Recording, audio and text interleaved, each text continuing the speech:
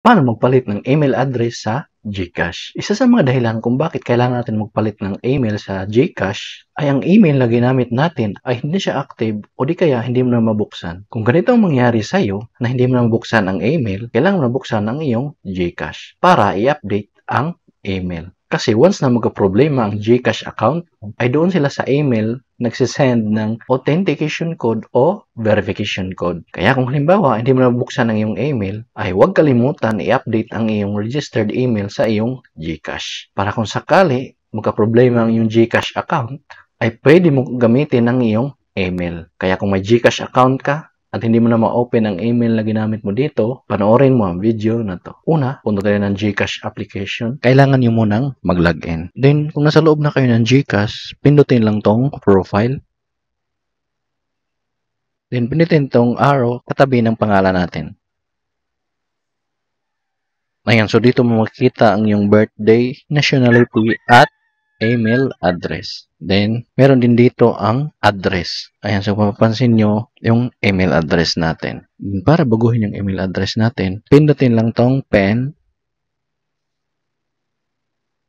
Ayan, so magsisend ng authentication code sa registered number natin. Ayan, then kung ma-receive nyo na, enter nyo lang. Then pagkatapos ma-enter yung code, pindutin lang tong submit.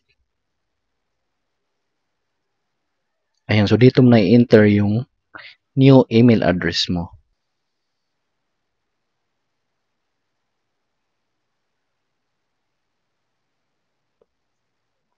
Pagkatapos ma-enter yung email address, ulitin lang natin yung new email address dito sa confirm new email.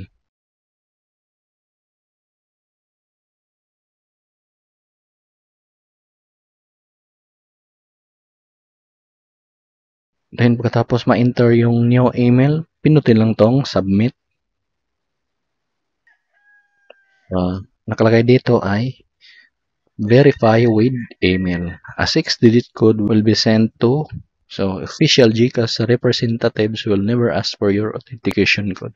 Pinutin lang tong send code para mag-send si GCash ng code sa bagong email natin na ni-register. Ayan, so antayin lang nating dumating. So ito na yung verification code na sinend ni GCash. So kopyahin lang natin. Copy. Then enter ko lang dito. Ayan, so hindi siya ma-paste. Kailangan nating i-type.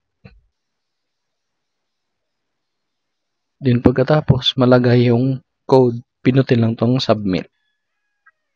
Ayan, successful. So, ang nakalagay dito ay email updated. Well, send your GCash notification to this email address. So, ibig sabihin, kung may mahalagang email si GCash, ay dito mo na matatanggap sa newly registered email mo. Pagkatapos, pinutin lang tong okay.